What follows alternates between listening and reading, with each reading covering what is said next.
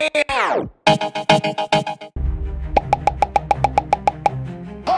dikuasai oleh fasis militer yang sewenang-wenang menginjak-injak hak rakyat. Hentikan kekerasan. Pelanggaran HAM adalah salah satu bentuk kelalaian hukum yang mencabut hak asasi manusia dan saat ini sulit dicari keadilannya. Ada 4 kasus pelanggaran HAM terbesar yang ada di Indonesia, bermula dari kisah G30 SPKI tahun 1965 hingga tahun 1966. Malam 30 September 1965 merupakan titik balik kelam dalam sejarah Indonesia. Sebuah gerakan rahasia menculik dan membunuh 6 jenderal serta 1 perwira TNI Angkatan Darat ke dalam lubang buaya. Merujuk pada buku dalih pembunuhan massal karya John Rosa, peristiwa ini memicu gejolak politik hebat yang diikuti penangkapan serta kekerasan terhadap orang-orang yang diduga terkait dengan PKI mengubah arah bangsa menuju Orde Baru.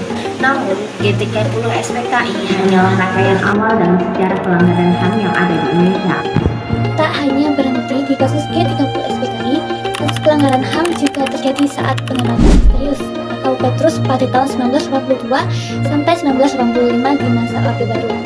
Peristiwa ini merupakan operasi penembakan terhadap orang-orang yang dicurigai sebagai penjahat atau preman. Banyak korban ditembak tanpa proses hukum yang jelas dan mayatnya ditemukan di berbagai tempat di kota-kota besar.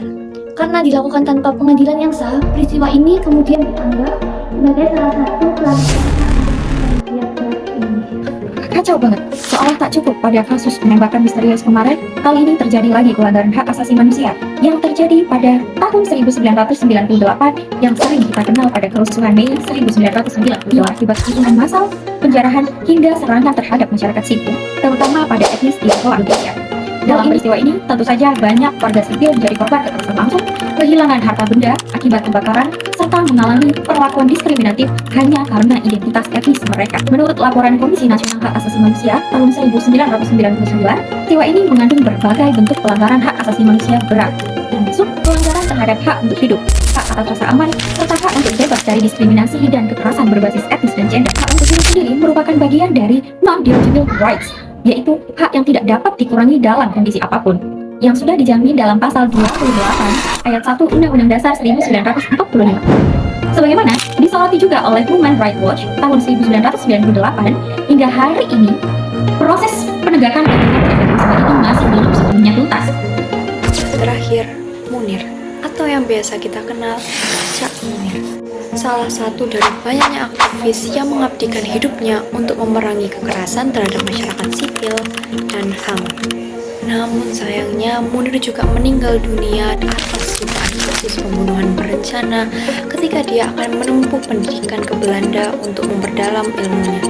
Seolah hal tersebut juga membuktikan bahwa menurut Kemenhub CKK dalam jurnalnya yang berjudul Mengenang Munir Said Tholib adalah bentuk kegagalan negara dalam menjamin keselamatan para pejuang dan juga pekerja kemanusiaan.